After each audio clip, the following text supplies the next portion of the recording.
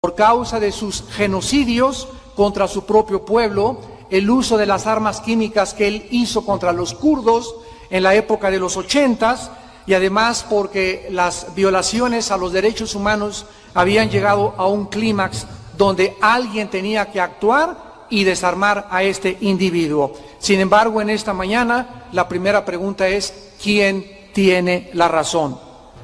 ¿Tenemos acaso en la Biblia, damas y caballeros, una guía de ética y de conducta para que nosotros sepamos, como el pueblo de Dios que somos, cómo responder ante estas situaciones? ¿Sabemos qué contestar cuando alguien nos dice: ¿es moral o no es moral la eutanasia? O sea, desconectar a una persona que ha sido ya desahuciada o con una muerte terminal. ¿Es cristiano o es ético que una pareja que no pueda tener hijos puedan tenerlos a través de fertilizaciones in vitro? ¿Acaso es permitido la homosexualidad? ¿Cuál es el papel preponderante de la sociedad y de los gobiernos ante tanta degradación moral que existe? ¿Es verdad que un cristiano nunca debe usar la violencia o el uso de la fuerza, ni aún en defensa propia? ¿Tenemos acaso entonces en la Biblia una guía para que podamos nosotros saber qué responder? ¿Es verdad que un cristiano no puede pertenecer a ningún cuerpo militar, ni a la marina, ni a la infantería, ni a la aviación, porque la Biblia dice: no matarás? ¿Es verdad que un cristiano no puede hacer algo en contra de su defensa personal o de sus familiares? Cuando alguien se mete a tu casa o un ladrón amenaza la vida propia de tus propios familiares. ¿Existen finalmente razones bíblicas para que en alguna época algún país se pueda involucrar a la guerra? Todas estas preguntas, todas estas incógnitas e interrogantes demandan de nosotros respuestas. Y gracias a Dios que no estamos solos, que Dios nos ha dejado un libro que se llama la Biblia, y haríamos bien en estar atentos, como a una antorcha que alumbra en medio de tanta confusión y de tantas tinieblas lo que Dios tiene que decir. Ya hemos oído la opinión de psiquiatras, de psicólogos, de antropólogos, de sociólogos, etcétera, etcétera, pero jamás le hemos dado oportunidad para que sea Dios el que nos hable al corazón, para que podamos nosotros tener otro enfoque y tener otra perspectiva acerca de las cosas que nosotros creemos que tenemos la razón.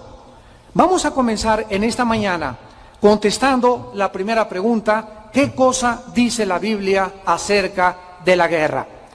En el libro del Génesis, capítulo 9, versículo 6, vemos que acaba el diluvio de terminar en la tierra, porque durante más de 1550 años, en un periodo de casi 1550 años, no hubo gobiernos, no existía ningún estado, no se había formado ninguna nación.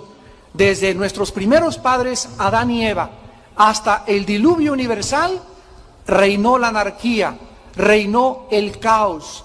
En la ausencia de gobiernos, en la ausencia de leyes, en la ausencia de un Estado, el ser humano se desbocó.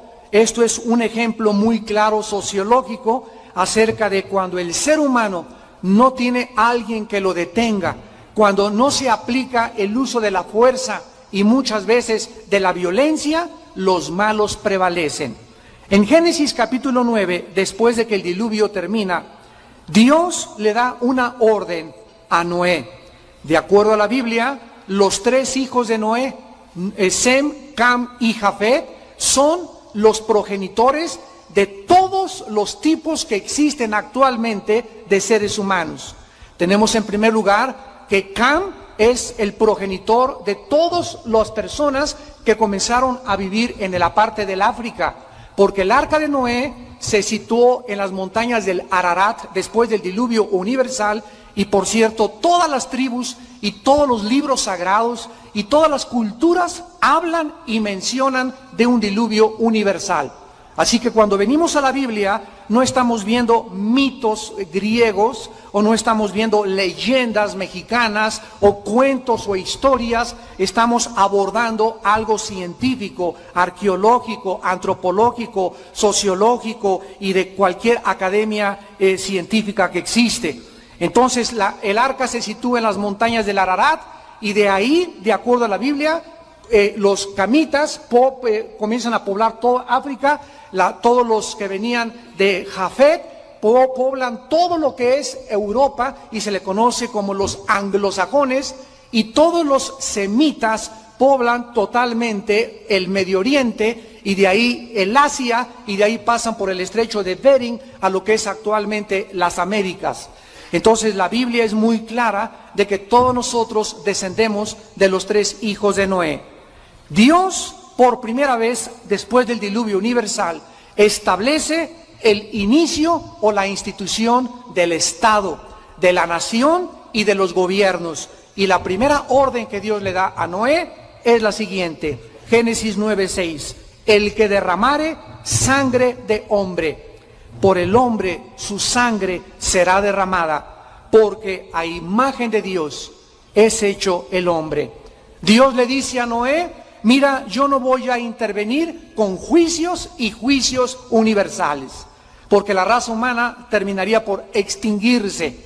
Ahora yo le entrego al ser humano la espada de la retribución divina, de la justicia, para que ahora, al formarse el Estado y los gobiernos, y por causa de la pecaminosidad humana, ustedes ahora traten de comenzar a detener la maldad del pecado humano a través de las cárceles, a través de sistemas policíacos, a través de sistemas militares, a través de sistemas del uso de la fuerza y la violencia por causa del pecado humano.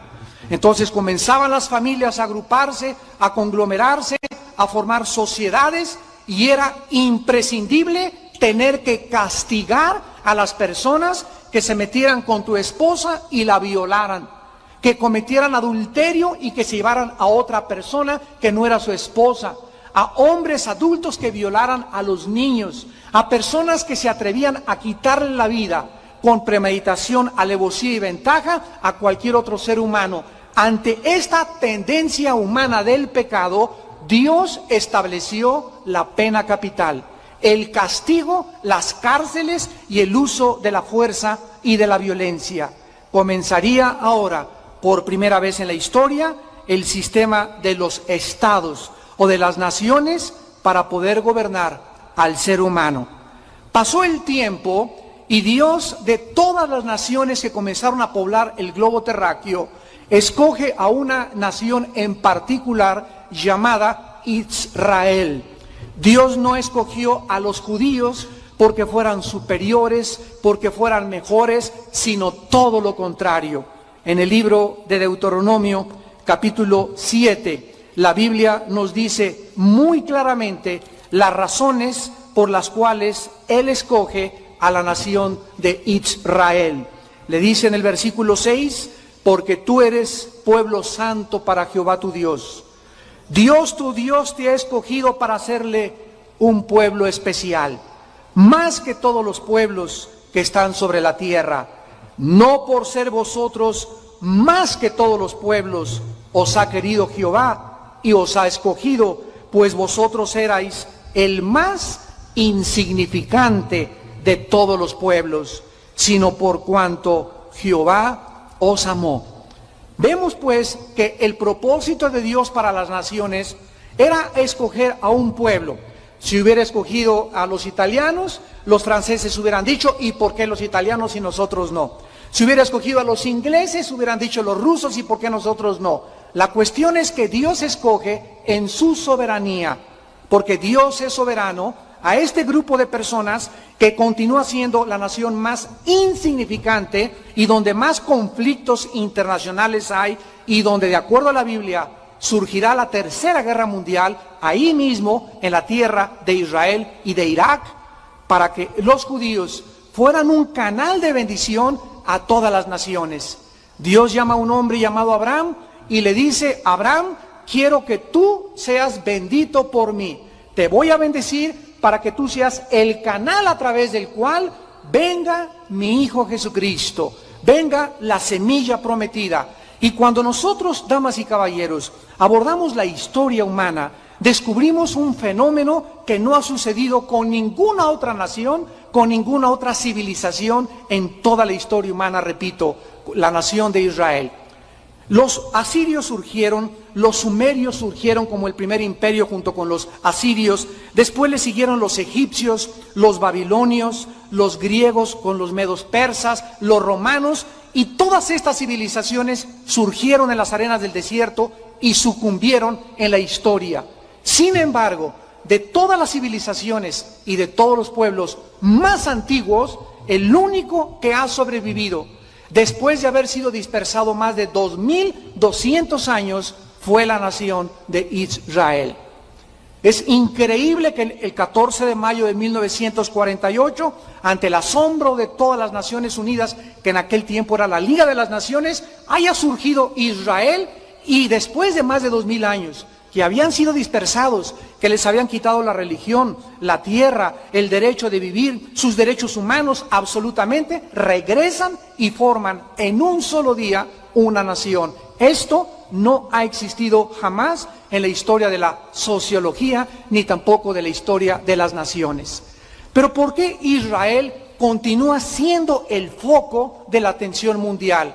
Porque Dios quiso que nosotros centráramos nuestra atención en este punto geográfico, repito, no porque sean mejores que los árabes, porque Dios ama también a los palestinos y a los iraquíes y a los jordanos, insisto, para que nosotros viésemos a través de esta nación las principales profecías cumplidas en la palabra de Dios. Entonces Dios, en el capítulo 20 del libro de Deuteronomio, a este pueblo, de una forma maravillosa, lo prepara para la guerra.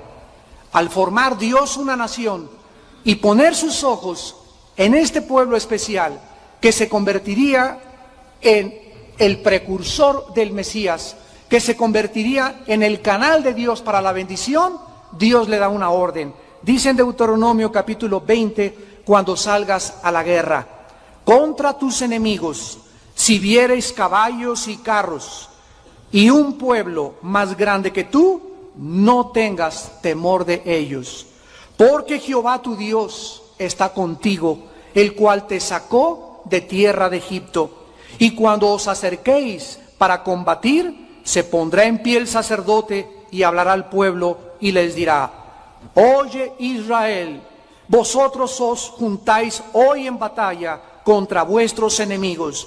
No desmaye vuestro corazón, no temáis, ni os azoréis, ni tampoco os desalentéis delante de ellos, porque Jehová vuestro Dios va con vosotros para pelear por vosotros contra vuestros enemigos, para salvarlos.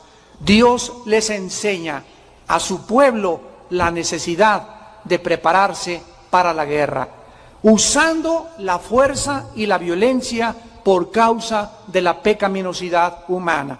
En otras palabras, en el momento que Dios levanta a una nación, la Biblia nos revela un mundo invisible espiritual que no puede ser percibido por nuestros 5 sentidos más que a través del Espíritu de Dios. Este mundo espiritual invisible, la Biblia dice, está controlado por un querubín que cayó hace millones de años de nuestro tiempo, llamado Lucifer, que significa el que porta o el que lleva la luz. De Lucifer fue cambiado su nombre a el diablo o a Satanás, como se le conoce después en la Biblia, o como la serpiente antigua. Este ser, que es tan real como la persona de Jesucristo, controla el mundo, el aire invisible que se llama el mundo de las tinieblas. Y detrás de las guerras, de las naciones, de los conflictos que existen, de las personas que pierden su mente, de las personas que la gente no cree que están endemoniadas, de las anormalidades mentales que la psicología clasifica como paranoia, esquizofrenia, psicosis, etcétera, etcétera, la Biblia nos revela que se encuentran espíritus que son demonios. La historia les llama fantasmas, les llama apariciones, les llama a los hijos de la Llorona, etcétera, etcétera. La Biblia y Jesucristo se dirigió a ellos como demonios. Cuando Israel llega a su tierra, había 7 naciones que se llaman los cananitas, que eran degradados, degenerados, inmorales, asesinos, crueles, sanguinarios, y era importante que Israel, al avanzar conquistando la tierra de Canaán, supieran que a través de la guerra podrían tomar la tierra de Canaán. Vamos a contestar a continuación la tercera pregunta para que podamos ir muy lentamente aclarando en nuestro corazón y en nuestros pensamientos la perspectiva divina de la guerra. En tercer lugar, ¿es matar siempre asesinato? La respuesta es no. Y esto puede ser comprobado muy fácilmente por las aparentemente llamadas contradicciones bíblicas. Miren, por ejemplo, el 6º mandamiento, Éxodo 20:13, no matarás. Esta frase, este mandamiento en imperativo, en el original hebreo, se usa la palabra ratzaj, que significa matar con premeditación, alevosía, ventaja o por ambición. Entonces, la Biblia realmente dice en el 6º mandamiento, no asesinarás. Ahora, en Deuteronomio 7, lo acabamos de leer, leemos que Dios le manda a su pueblo que destruyeran a las naciones cananitas. Yo me he encontrado cantidad de veces en nuestros programas de televisión, en los debates públicos que tenemos en el radio, a personas que me dicen, aquí hay un error en la Biblia. A ver, ¿cómo explica usted que por un lado Dios diga, no matarás, y por otro lado el mismo Dios que dice, no matarás, ordena a Israel que persiga y destruya a ciertas naciones? Sin embargo, ambos mandamientos fueron ordenados por Dios y dirigidos a su pueblo, y aparentemente parece una contradicción respecto al 6º mandamiento. Sin embargo, analicémoslo microscópicamente. No existe ninguna contradicción para el 6º mandamiento, porque el mandamiento no matarás, no asesinarás, se refiere a los individuos. Dios en la Biblia le otorga al Estado, escúchenme señores abogados, la prerrogativa de ejercer la pena capital, de ejercer el uso de la fuerza, de ir a la guerra para defenderse o para destituir dictadores, etcétera, etcétera, mas nunca a los individuos. Entonces tenemos que diferenciar la ética moral entre el individuo y el gobierno o el Estado. El mandamiento divino al individuo es no asesinar. Ninguno de nosotros individualmente tiene el derecho, de acuerdo a Dios, de quitarle la vida a nadie. Vamos a ver algunas excepciones, pero cuando es con premeditación, alevosía y ventaja o por ambición, la Biblia le llama asesinato. Matar individualmente está prohibido, pero el Estado tiene la prerrogativa de Dios de usar el uso de la fuerza en las guerras para preservar la paz y la seguridad de sus ciudadanos.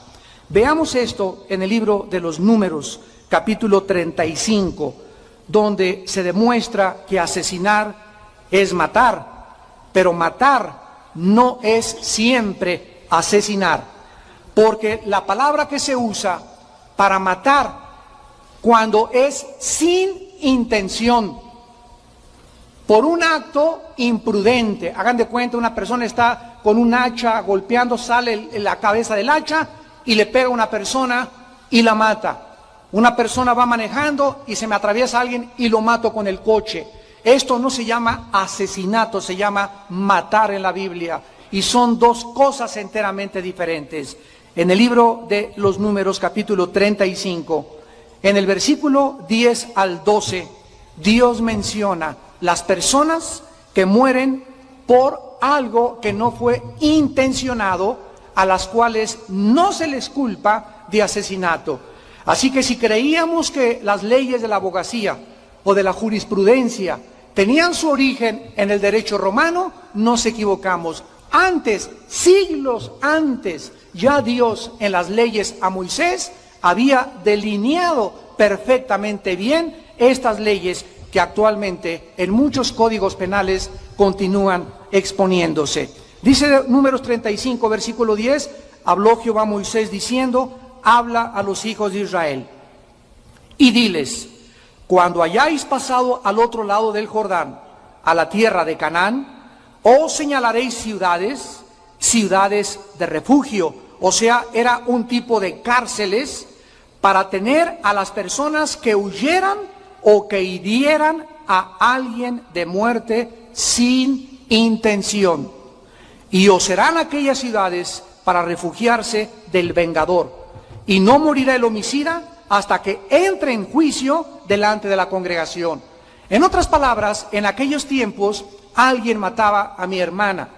Entonces, inmediatamente la persona quería vengarse de esa persona. Pero no se había desarrollado una investigación para determinar si a mi hermana la mataron con intención o sin intención. Entonces Dios, en su sabiduría, antes de que alguien quisiera vengar y matar a la persona que no había sido expuesta en un juicio, mandó construir ciudades que se llamaban de refugio, para que ahí escondieran al supuesto homicida hasta que no se le comprobara que esa persona había matado con intención. Ahora veamos ahí mismo, en el versículo 22, que dice la Biblia, mas si casualmente lo empujó sin enemistades, o echó sobre él cualquier instrumento sin acechanza, o bien sin verlo hizo caer sobre él alguna piedra que pudo matarlo y muriere, y él no era su enemigo ni procuraba su mal, entonces la congregación juzgará entre el que causó la muerte y el vengador de la sangre conforme a estas leyes, y la congregación librará al homicida de mano del vengador de la sangre.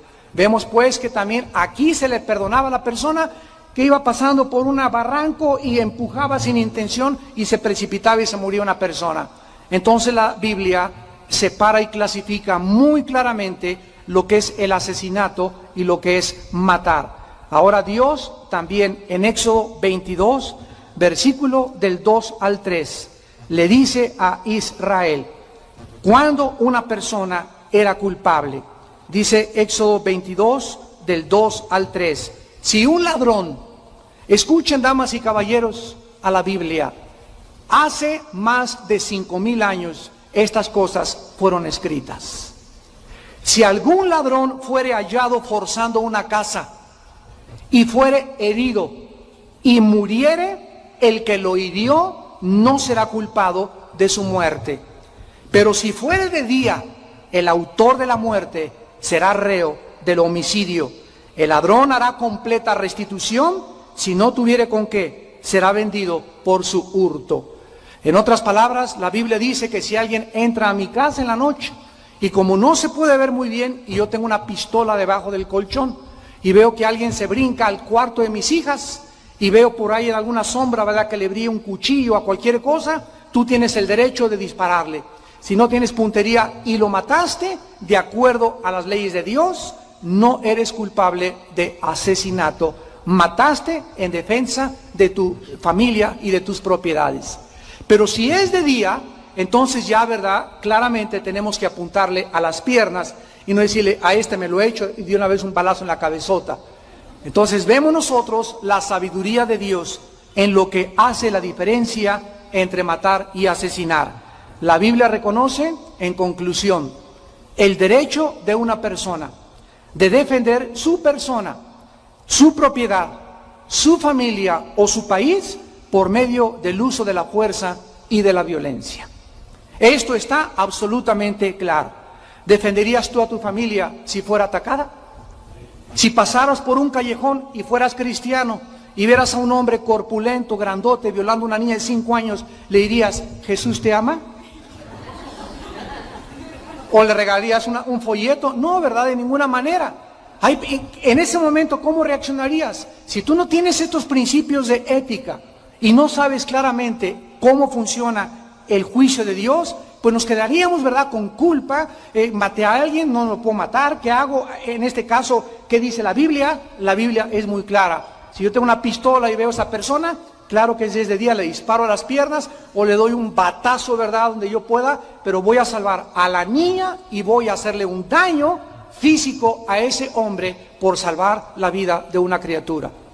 Lo mismo que si alguien, ¿verdad?, me quiere robar o me quiere asaltar y yo puedo defenderme, la Biblia dice que Dios nos dará el derecho de poder defendernos. Esto lo vamos a aclarar claramente cuando terminemos con las enseñanzas de Jesús. Muy bien, vamos ahora al libro de Romanos, los que hayan traído su Biblia, y veamos lo que la Biblia enseña. A la luz, esto es maravilloso, de lo que México está atravesando actualmente. En Romanos capítulo 13, versículos del 1 al 4, la Biblia establece el principio de la autoridad. En la Biblia hay 3 instituciones de autoridad. Una es dentro del núcleo de la familia. De acuerdo a la Biblia, en toda familia, el varón. 1 Corintios 11:3 es la cabeza de la mujer. No significa que mi esposa es mi esclava, ni mi sirvienta, ni que por eso la voy a tratar o oprimir psicológicamente, mucho menos abusar de ella físicamente.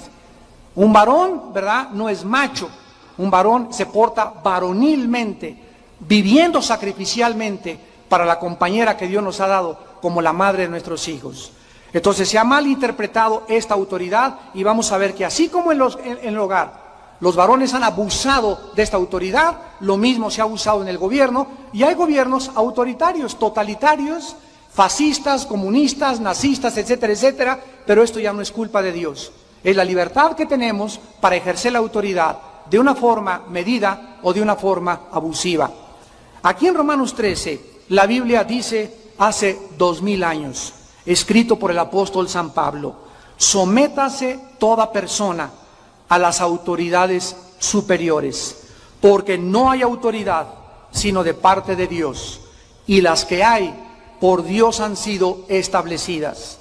De modo que quien se opone a la autoridad, a lo establecido por Dios, resiste.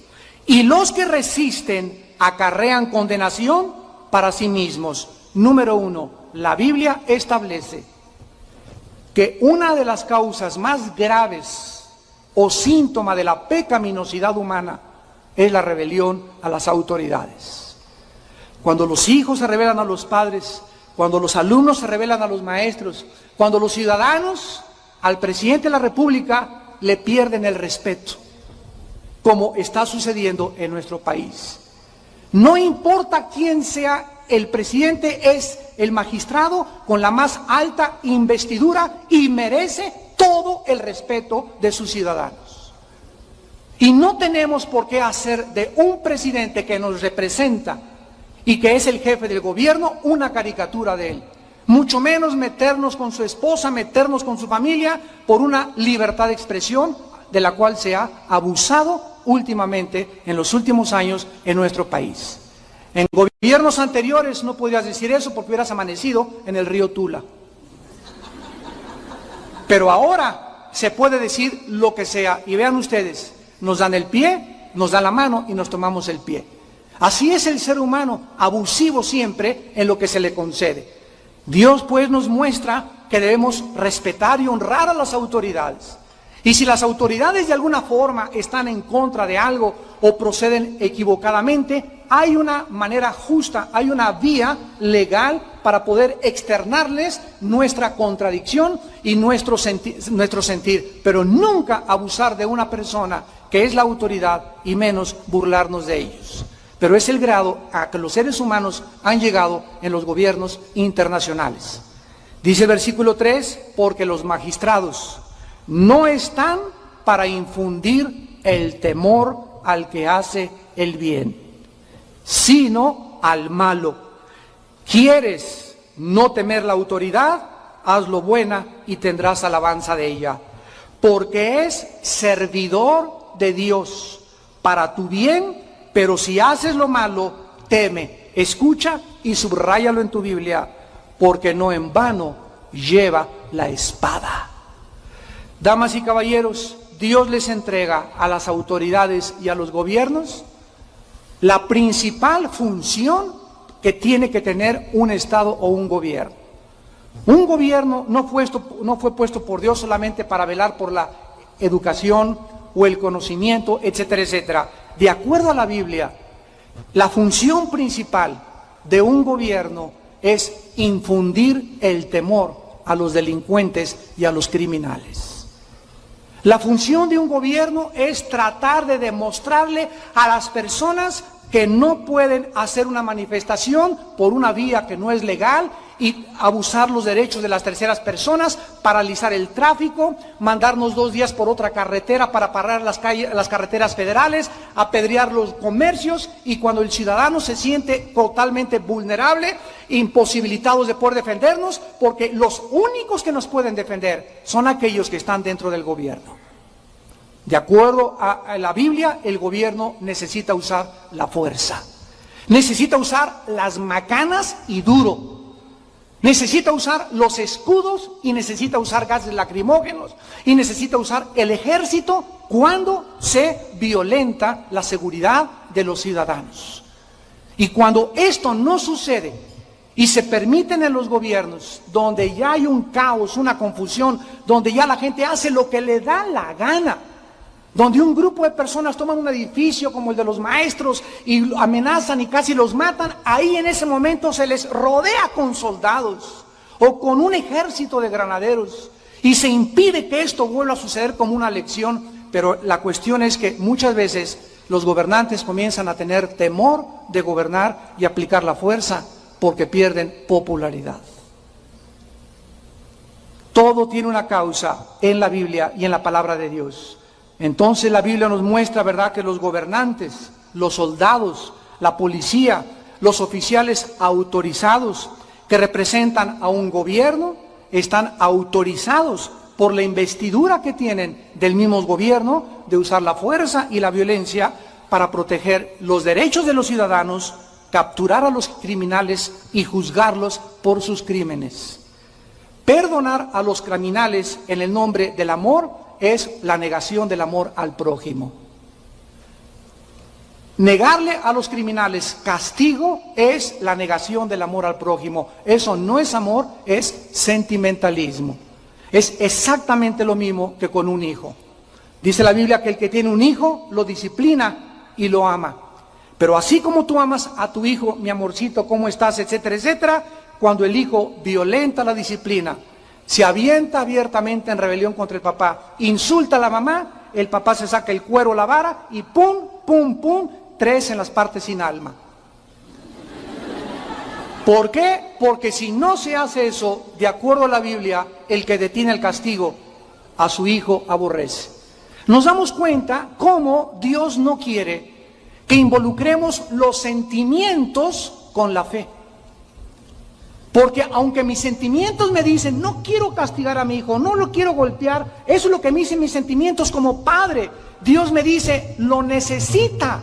¿A quién le vas a creer? ¿Al psiquiatra, al psicólogo o a mi palabra? Y ahí es cuando nosotros actuamos conforme, no a lo que siento, no a mis emociones, sino a lo que dice la palabra. Y cuando tú actúas conforme a la palabra, Dios te respalda, te honra y te recompensa. Y te bendice grandemente, porque sin fe es imposible agradar a Dios. Cuando alguna nación extranjera entonces, ¿verdad?, o algún grupo de gente como terroristas atacan algún país, han violentado una institución establecida por Dios. En estos casos el gobierno ha atacado. El gobierno, el país, la familia, el individuo que ha sido agraviado, tiene el mandato divino de defenderse contra aquellos que resulten responsables, aun cuando fuere necesario usar una guerra en contra del terrorismo. En otras palabras, Dios le delega la autoridad a la autoridad civil temporalmente para que los gobiernos tengan y usen este derecho de impedir que la maldad se multiplique. Este poder, otorgado por Dios, es por causa de su misericordia. De otra manera, los malos dominarían el mundo. ¿Quién los detendría si no fuera a través de macanazos, de cárceles, de escarmientos y de castigos? ¿Quién puede detener una ola de secuestros como la hay en México hasta que no se eleven las penas del Código Penal y se le dé 50 años o cadena perpetua a una persona principalmente que secuestre a un menor de edad? Hay casos que si no se aplica todo el poder y el brazo de la ley, las normas de la justicia, de la moral, comienzan a relajarse en un país y comenzamos a ver las consecuencias de los juicios de Dios. Esta es la razón, ¿verdad?, por la cual una guerra justa es una expresión de la justicia divina. Abandonar la justicia en el nombre de la paz no es un acto de amor, sino una negación a amar a nuestro prójimo como a nosotros mismos. Entonces, salir a la calle y decir, por favor no le hagan nada a Saddam Hussein, es lo mismo que antes de la Segunda Guerra Mundial, pasar por las calles y decir, por favor no le hagan nada a Hitler. Déjenlo, pobrecito, miren que al ratito se va a componer. ¿Qué hubiera pasado si en aquel tiempo no se hubiera levantado Estados Unidos, Winston Churchill, primer ministro de Inglaterra, Rusia con José Stalin, que apoyó también la guerra, y los demás países, y hubieran dicho, vamos a dejar a este hombre? Si no hubieran intervenido, el Tercer Reich se hubiera expandido por toda Europa y tal vez el mundo entero, porque es lo mismo que el anticristo va a hacer. Pero sin embargo, en la última guerra de Irak, nosotros vimos por muchos años en la historia que nunca se habían levantado tantas manifestaciones en contra de la guerra. ¿Quién no odia la guerra? Todos odiamos la guerra. Acabamos de ver un testimonio de lo que la guerra hace. Vuelvo a repetir, desgraciadamente, la falacia más grande que existe es creer que a través del pacifismo se pueden solucionar los problemas humanos. La historia y la Biblia nos dice lo contrario. Desgraciadamente, no vivimos en un mundo de amor. No vivimos en un mundo de Blancanieves, ni de Robin Hood, ni de Peter Pan, donde peace and love, only need is love, como cantaban los Beatles, ¿verdad? Todo lo que necesitamos es amor. Esto es una canción virtual, utópica. ¿Por qué? Porque eso sería real en un mundo donde existiera el amor. Pero el mundo en el que vivimos, damas y caballeros, no es un mundo donde existe el amor. Es un mundo donde existen las pasiones, los crímenes, los abortos, la homosexualidad, el lesbianismo, los suicidios, los secuestros, la drogadicción. Es un mundo que la Biblia dice está en corrupción, está en decaimiento y que no tarda en ser juzgado por Dios. Y hasta que venga Cristo, nunca tendremos paz en nuestras naciones. La Biblia habla que habrá guerras y guerras contra el mundo y rumores de guerras. Y esto no se va a acabar. Las manifestaciones a favor de la paz suenan muy bonito y parecen muy loables, pero es una falacia, es una utopía, es una ilusión por desconocer la naturaleza humana, por no saber con quién estamos enfrentando y la maldad tan grande que existe en nuestro corazón. Esta es la razón por la cual Saddam Hussein tuvo que ser detenido mediante la guerra. Esta es la razón por la cual el terrorista Osama Bin Laden, con sus redes terroristas en el mundo entero, tiene que ser detenido, tiene que ser destruido para que no mate más gente inocente.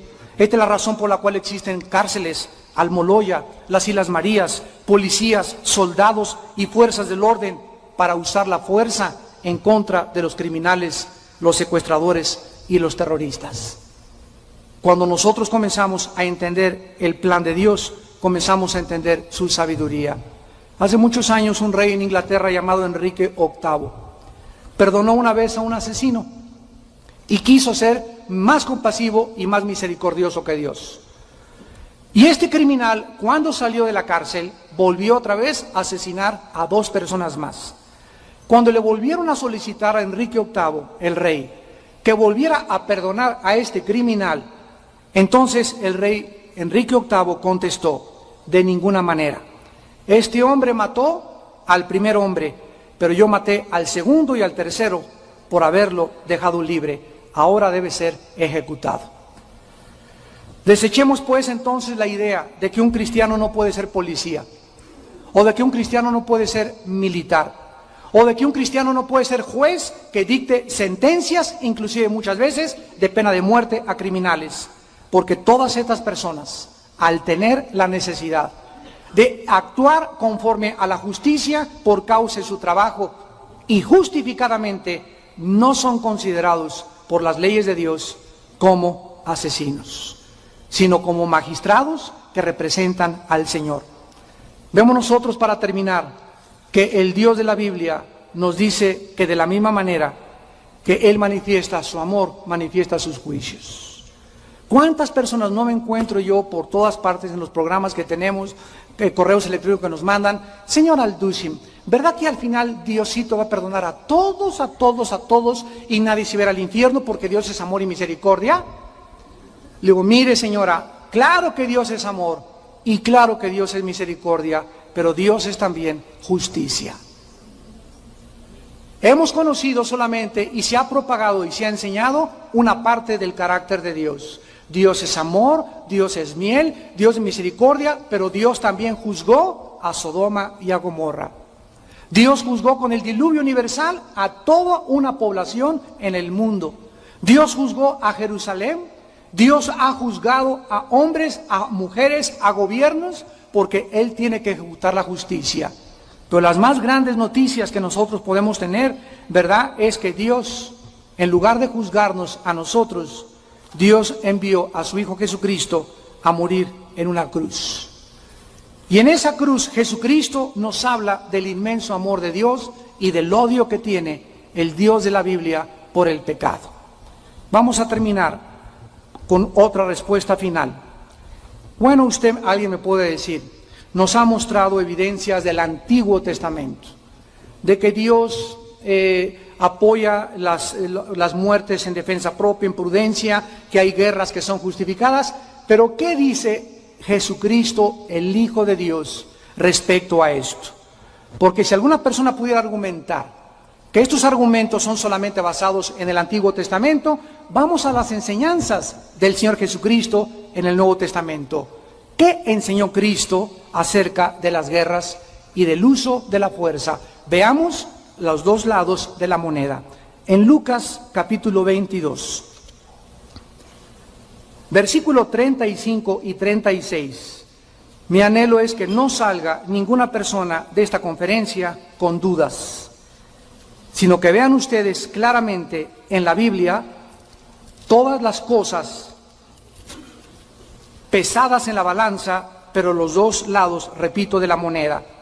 Dice Lucas capítulo 22, versículo 35 y 36.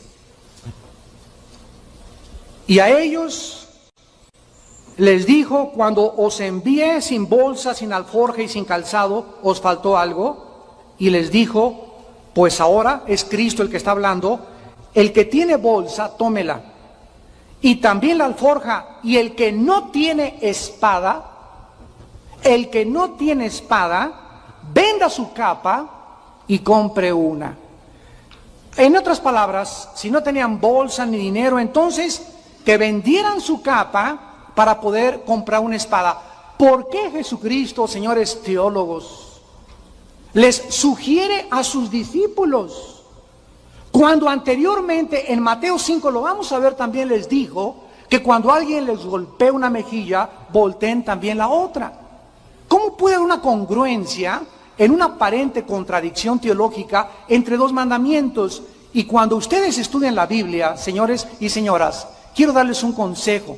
Siempre que tú encuentres en la Biblia una aparente incongruencia o contradicción, el problema no es de Dios, es de tu capacidad de entendimiento.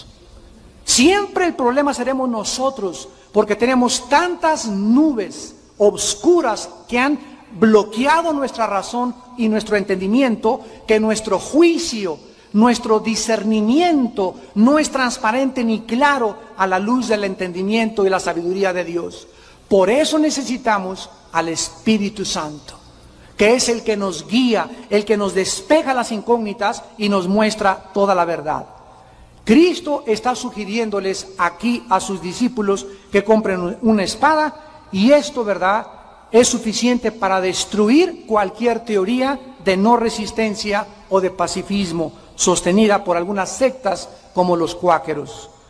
Mateo 5:9, otro versículo que me encontré una vez en Tucson, Arizona, mi esposa y yo fuimos invitados a unas conferencias, y cuando estaba lo de la guerra de Irak, había cantidad de personas desfilando en las calles de Tucson con pancartas que decían: no a la guerra, bienaventurados los pacificadores.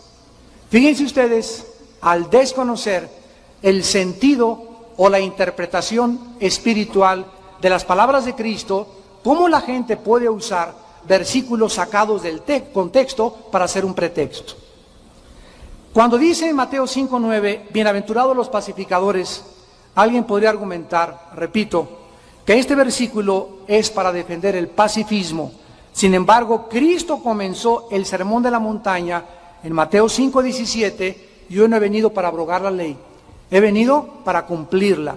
O sea, Cristo no vino a agregarle más, sino a enseñarnos el verdadero significado de la Torah o de la ley mosaica. O sea que el Señor no venía a abolir los principios espirituales del Antiguo Testamento, sino a ampliarlos y a darles el significado espiritual correcto. La palabra pacificadores, apúntalo por favor en el original griego, es la palabra eireno poíos, eireno poíos, y significa los que llevan a otros a la cruz para hacer la paz con Dios, por haber hecho esta persona primero la paz con Dios en su conversión. ¿Quiénes son los pacificadores? Las personas que ganan a las almas para el reino de Dios. Cuando yo me encuentro al lechero, al panadero, al chofer, a un policía, a un soldado, el otro día que estuvimos ahí en Los Pinos, ¿verdad?, junto a la oficina del presidente Fox, estábamos hablando con unos militares de las guardias presidenciales, y yo les decía, ustedes necesitan entender que en cualquier momento pueden morir, con los policías, con los soldados, con los marinos, con cualquier persona, y tú necesitas ir a una cruz. En esa cruz, Dios hizo la paz contigo mediante la muerte de Jesucristo. Si yo logro que esa persona sea llevada a la cruz, me convierto en un pacificador. Miren lo que dice Colosenses capítulo 1, versículo 20. Y por medio de él, reconciliar consigo todas las cosas, así las que están en la tierra como las que están en los cielos, haciendo la paz mediante la sangre de su cruz. Damas y caballeros, la Biblia dice, para terminar, que no hay nadie en este mundo que pueda tener paz si primero no hace la paz en la cruz de Cristo. Tú no puedes tener paz con tu esposa, paz con tu familia, paz con tus cuñados. La historia del mundo es historia de guerras. De acuerdo al Instituto para la Investigación de la Paz, en Suecia, Estocolmo, de los últimos 6.000 años de historia aproximados que hay en el mundo, 25 años solamente ha habido paz. De 6.000 años de historia, 25 años de paz. ¿Qué es la historia humana? Una historia de conflictos, de guerras, el esposo contra la esposa, los hijos contra los padres, protestantes contra católicos, palestinos contra judíos, negros contra blancos, ricos contra pobres, explotación del hombre por el hombre, abolición de los derechos humanos, y esta es la causa por la cual un hombre hace 2000 años murió en una cruz. Y cuando él colgaba entre el cielo y la tierra, Dios nos decía que con su muerte lograba la paz entre nosotros mismos. Cuando una persona recibe a Jesucristo y cree lo que Él hizo en la cruz del Calvario, Él entra a mi vida como mi Salvador. Él derrama su amor en mi vida y la paz que yo tengo ahora para con Dios. ¿Por qué estoy en paz con Dios? Porque ya no hay una barrera que se interponga entre Dios y yo, que se llama pecado. Esa barrera de pecado nadie puede, ni yéndose de peregrinación, ni habiendo nacido en un hogar religioso, ni haciendo ceremonias religiosas. No hay manera de quitar el pecado de nuestra vida más que con la sangre derramada de Jesucristo. Sin derramamiento de sangre, dice Hebreos 9, no hay remisión de pecados.